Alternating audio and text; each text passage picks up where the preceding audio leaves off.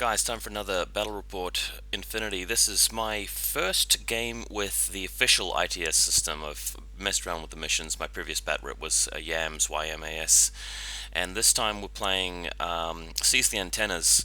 This is with a buddy of mine who plays PanOceania. He's playing with the Neo Capit, the NCA, the capital. I can't even remember what it's called. Anyway, he's got this paper terrain which looks really cool. As you can see, it's been mixed in with my collection of the Operation Ice Storm starter set. Yeah, terrain is a bit flimsy. You got to be careful with it, but from a distance like this, with the printouts, it does look nice and detailed.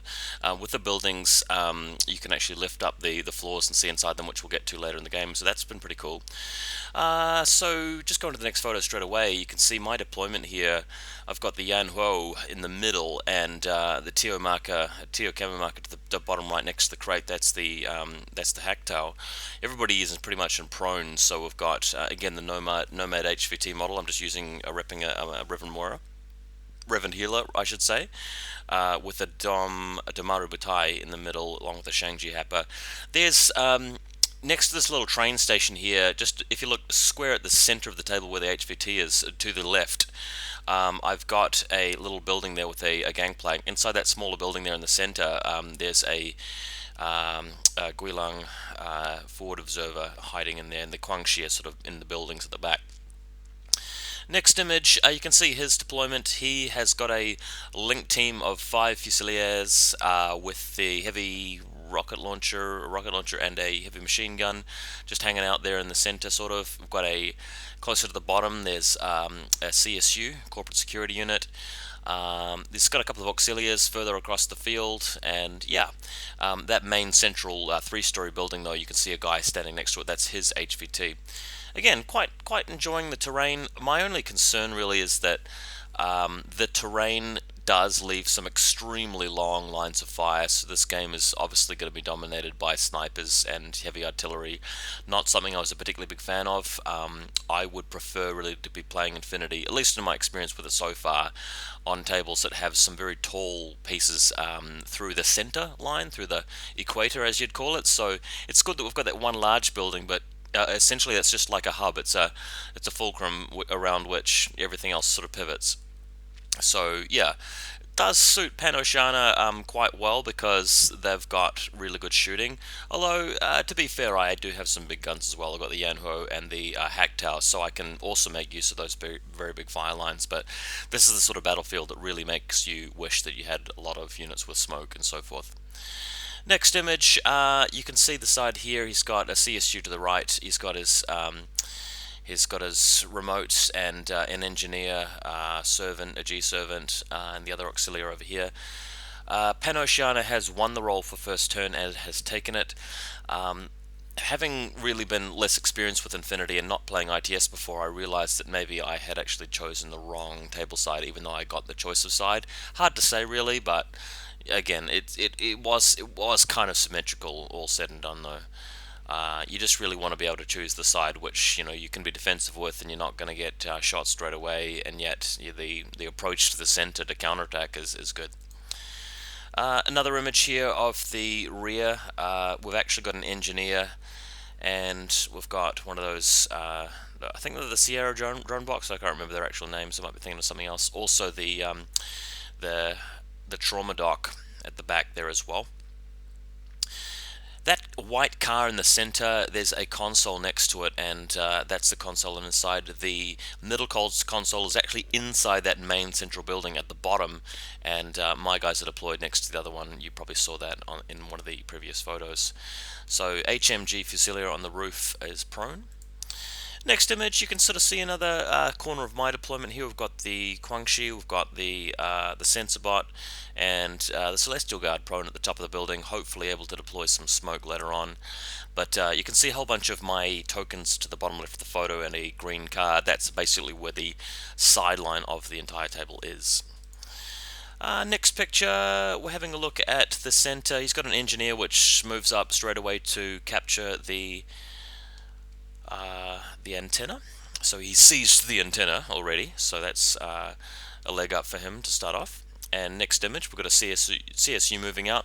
He basically started by moving both CSUs a fair way out. He's split into two control groups, command groups, what are they called? Combat groups, one of 10 and one of 5, I think it is. So plenty of orders to move these guys around to get into suppressive fire. Next up, we've got a mysterious TO camo marker coming out of hidden deployment and moving into the central building, which is controlled by him now, and you can see there's a antenna there, so that's what's happening. If you go to the next image, we can see that it is a Swiss guard with a multi-rifle, and he is a hacker. Good profile for ITS scoring, and that's what's showing up here. So he's moved all the way behind the antenna. He's spent in order to securing it, so that puts him up to 2 antennas versus my 0. We've also drawn the classified objectives. You roll 2 dice and pick the one you like. Both of mine came up as either heal somebody with a medic or repair with an engineer, and I had forgotten to take either a medic or an engineer this game. Now, before you tell me how much of a new player I am a new player. Just don't forget that this is my first game. I am new to ITS, so my poor army list design is the blame for this little lack of scoring, whereas he's got plenty of scoring units, so that will be a difference. Next image, a bit of an overview. He spent some orders here, or a combined order rather, putting a lot of people in suppressive fire. You can see there's a CSU to the right, there's a couple of guys defending the approach to his objective, the Swiss guard inside the building suppressive fire, and the two guys, the bot and the CSU closer to my side of the army at the bottom left there, have also gone into suppressive fire. So he's taken 2 out of 3 of the objectives and just put everybody in defense, and to be honest, I think this is a really good strategy. He's even put some guys covering the back line just in case I drop something down there. So yeah, winning first turn, having big clear lanes of fire, he's done the right thing. So kudos. Next image, it's my first order of the turn, moving down with the Tiger, and he is in a position where nobody can see him, so just coming in behind this little small building here behind the staircase, and we're getting ready to move out and attack the guys and suppressive fire there, because in the background at the top right, because they are facing the other way. On to the next photo, he moves around the corner and shoots them in the back with his combi rifle. Terrible luck here, I didn't actually manage to get anything through. I think I got maybe 1 hit and it was safe by armor, so that gives him a chance to turn around. I can't remember whether it broke suppressive fire, but the Tiger gets to keep shooting, but the thing is, I can't really afford to spend too many orders just getting nothing done in a situation where it should really be in my favor just due to position. Going to the next image, we have finally finished them off. The Tiger is alive, he's killed them both, and the hack tower now moves around.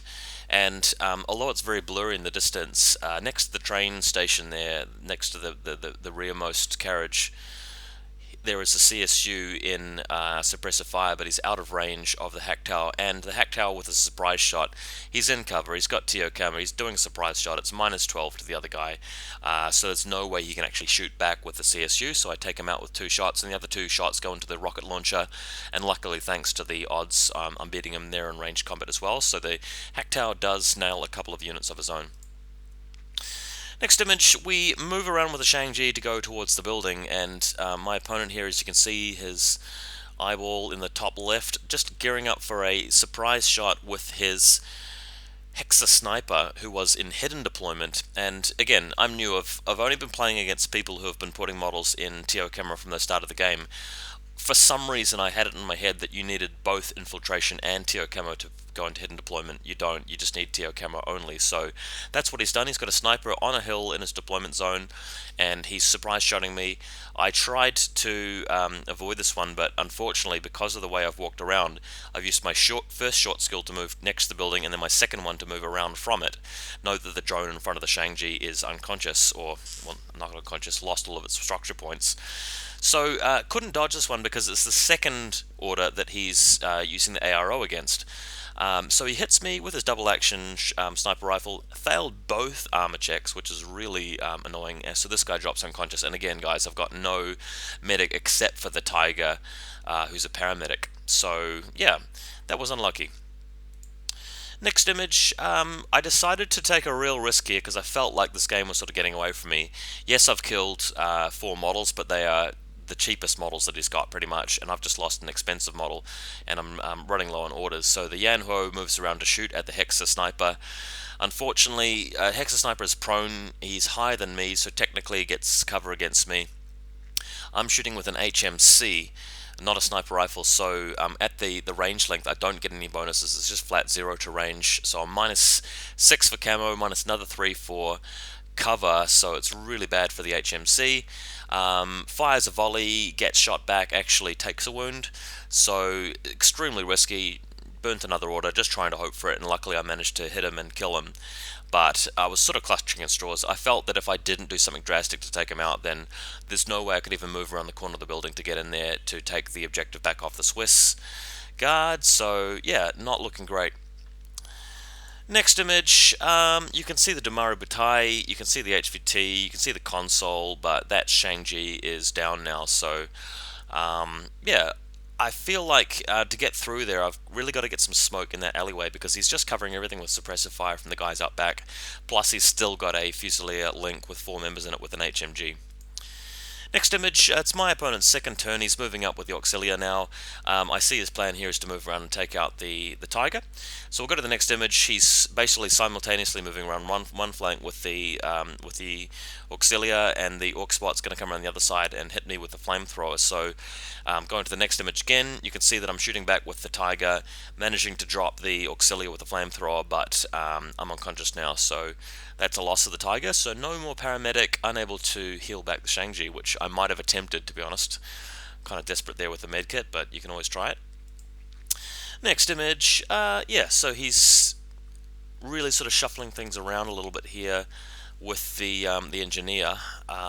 Nothing else to be done. He's keeping most stuff in suppressor fire here, but I think one of his gambits was to move up with a link team. Going to the next image, he sent. Oh yeah, he's activated his engineer. He sent the Orc Spot. So not the Orc Spot, the G Servant around to repair the Auxilia guy, the Orc Spot, and I've got an ARO from further afield. I think from the Celestial Guard with combi rifle, or the maybe it was the Hackdow from long range diagonal crossfire. But I managed to shoot the G Servant in the same activation that G Servant is spending his order to repair the Auxilia Orc Spot. I'm not too sure how that worked or whether it was legal or whatever, but I'm going to pretty much take. I took it as is. I mean, I don't really know how the rules work for the order of things, so I assume it was fine. But the Orc Spot is repaired successfully, and I later on found out that that was his classified mission. That's why he's going for this. He scores a point from repairing a model that has structure points. Next image, yeah, so just moving some more guys into position on his side. He's got the HMG moving around, which engages itself in a firefight against the Yanhuo and takes him out, so knocks him unconscious after a bit of a firefight there. As to be expected, I can only shoot back with one shot and wasn't able to go prone quickly enough. Next image, what else have we got here? It's my follow-up turn after his. He didn't have that many orders actually because he didn't really use many of them, and I'd inflicted some casualties. So my turn now. Decided to go for a very desperate smoke grenade with the Celestial Guard. Really needed a good roll, and I managed to pull it off. So this is now a smoke grenade in the middle of the alleyway, preventing him from shooting his suppressive fire through, so I might get a chance to move somebody up there. In the meantime, apparently that Orc Spot that got revived gets a ARO against the Celestial Guard standing up, and he decides to use it to dodge and move forward. So what I decided to do was move a Guangxi around and shoot him with the flamethrower. Next image, going to the Damaru Butai, activating now. That counter next to the Damaru Butai is basically representing the center of the smoke, so that's why the bot and the HMG in the background cannot see them. So he moves up to the door. Then he decides to use his assault to come in and attack the Swiss Guard. So bear in mind, this model, the Damaru Butai, has Berserk, which allows him to use the assault profile. So first short skill is a double movement, second short skill is a attack in close combat. With martial arts level 3, he basically negates his own penalty for assault, so it's effectively standard close combat value against the Swiss Guard. And I managed to hit him with the double action close combat weapon and cause a wound. So with the second attack, and this was my last order of the turn, the absolute last order, I go Berserk, hoping to kill a Swiss Guard, which would make a huge difference if I can do that.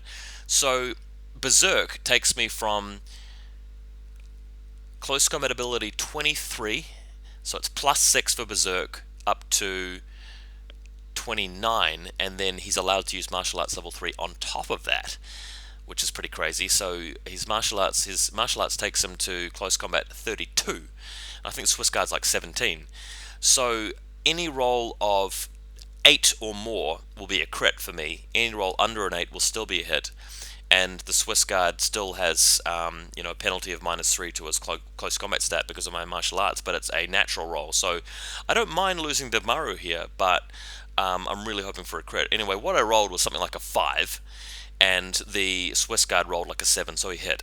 So I managed to save the armor throw against his weapon, and he managed to save the armor throw against me, and without the crit, I couldn't kill him.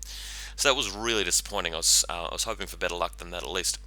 Although having said that, I was lucky to get the smoke grenade down first and to not be shot by the suppressive fire, because I managed to survive that too. Going to the next image, it's now his turn. He moves up promptly with the hacker that he's got in his lineup here, and hacks me through the wall 8 inches away, and after 1 or 2 attempts manages to immobilize me completely, which shuts down my Dumaru for pretty much the rest of the game. So that was a bit annoying, but that's life. Next image, the Swiss Guard is now leaving the building, and he's wounded, but he moves around pretty much uncontested, and moving towards my console to try and take it. Next image, you can see he's moved out here. He's engaged in a little bit of a firefight with a hack tower, which is not in suppressive fire, but managed to safely move out here and pick up the console and secure it for himself. So that will put him way ahead. He's got 3 consoles hacked for the 3 antennas, and he's secured his mission as well. A little bit of an ARO here from the Celestial Guard, I think it was. Or maybe you couldn't see him, I can't quite remember. The Celestial Guard did shoot down a grenade template while the Swiss Guard was approaching. That's what happened earlier. That's why there's a template at the point that it is. Next image, my turn. I'm just making maximum usage of the extremely impetuous order here for the Guangxi to come out of the building he was hiding in and shoot the Swiss Guard with a chain rifle template. Unsuccessfully, because the Swiss Guard managed to dodge. So if we go to the next image, I've managed to kill him now by shooting him with the hack tower, or I think might have been the Guangxi lieutenant on the building with his lieutenant order. So that allows my Guilang to come out. It is the Guilang sniper model, but I am using it to proxy for the Guilang combi rifle FO. So because I've only literally got 3 orders left, and I have to use all of them to have even a chance of hacking the console, he's decided to just run through the alleyway straight into the suppressive fire, and he gets shot straight away because after securing my own antenna earlier, which he did manage to do, I failed to point out, the only way for me to win is just to gung-ho it and hope that he rolls astronomically low on all of his dice and I pass all the armor saves and make it into the building to secure it. There was a chance, had I not done that, my chance of winning would have been 0, but doing this means that I had a maybe, somewhere between a 1% and 5% chance of succeeding. So I took it and, obviously didn't make it, but I did have a chance to win. So what did I learn from this game? Well, first of all, take more specialists, obviously, if you're playing ITS, so that would have helped. I think I deployed a little bit too defensively. He wasn't really relying on the long-range stuff. He had the Swiss Guard multi-rifle, not the Swiss Guard HMG. Obviously, I wasn't aware of the hidden deployment guy on the building, although had I been more experienced, I might have been more careful about that, and I could have used my first order to move around the corner and then potentially dodge if he'd shot me. So that would have been another thing. I think my Tiger was a bit unlucky. My Dumaru was definitely unlucky, but one thing I could have done is just tried to be a bit stronger in the center with my deployment and actually get the Celestial Guard a bit closer with deployment to more reliably put out smoke grenades so I could get the Dumaru in there nice and safely from the outset without burning too many orders. The HMG, Actao, and the Yanhuo did a fair bit of work, but again, I feel like I may not have been utilizing them enough. I might not have really been choosing the most dominant spots for them. So yeah, it was a great game, really good learning experience, and playing another game the following week, so I'll report back, see how it goes. Thanks for watching.